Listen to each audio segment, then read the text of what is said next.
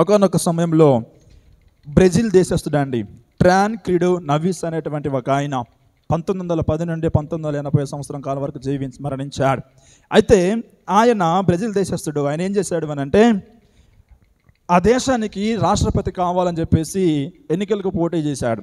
పోటీ చేసినప్పుడు ఆయన ఈ విధంగా అన్నాడంట, ఏమనంటే, నాకు 5 లక్షల ఓట్ల మెజారిటీగానే వస్తే నా ఎన్నికను ఆపడం మా దేవుడి తరం కూడా కాదని చెప్పన్నాడంట. ఏమని?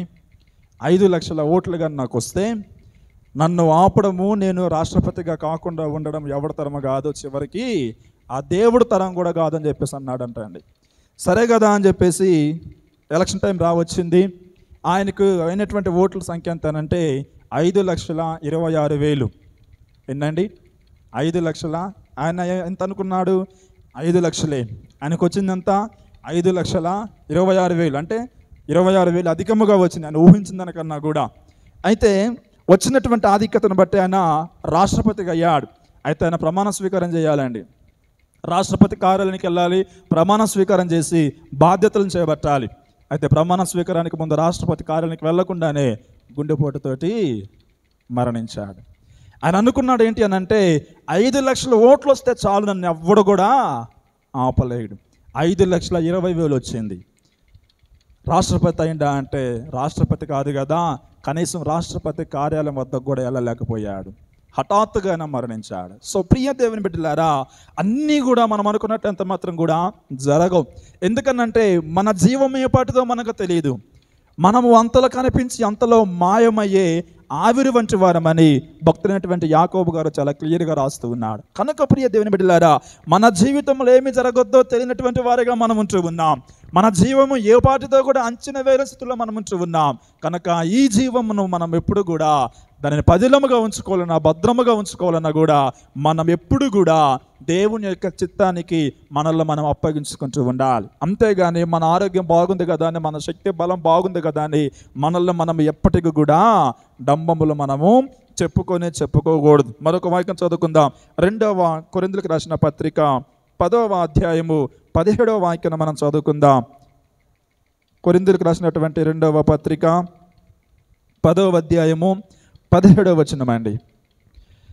అతిశయించువాడు ప్రభువునందే అతిశయింపవలెను, ప్రభువు మెచ్చుకున్నవాడు యోగ్యుడు గాని తన్ను తాను మెచ్చుకున్నవాడు యోగ్యుడు కాదు. సో ఒకవేళ మనం అతిశయించవలసి వస్తే, మనం ఒకవేళ గర్వంగా ఫీల్ అవ్వాల్సి వస్తే, మనం చేయవలసింది ఏంటి అని అంటే, ప్రభు యందు మాత్రం మనం అతిశయించాలి కానీ మన శక్తిని బట్టి, మన బలాన్ని బట్టి మనం ఎంత మాత్రం కూడా మనము అతిశయించకూడదు.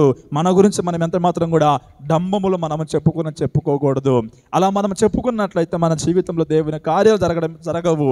అంత మాత్రమే కాకుండా మన జీవితానికి తీరని నష్టము కూడా జరిగేటువంటి అవకాశాలు ఉంటాయి. కనుక ప్రియ దేవుని బిడ్డలారా, నీకెంత బలం ఉన్నా, శక్తి ఉన్నా, తెలివితేటలున్నా, మేధస్సు ఉన్నా, నువ్వు ఎంత మంచివాడవైనా గొప్పవాడవైనా సరే, ఎప్పటికైనా గుర్తుపెట్టుకోవాల్సింది దేవుని చిత్తం అయితేనే మనం ఎప్పుడు కూడా ఆయన చిత్తానికి మనల్ని మనము అప్పగించుకునే వారమై ఉండాలి. అలా మనల్ని మనం అప్పగించుకునే వారముగా ఉన్నట్లయితే దేవుడు మన యెడల తన కృపను అధికముగా చూపించి ఇంకా మన జీవితంలో బోల్డ్ అని గొప్ప కార్యాలు ఆయన చేస్తాడు.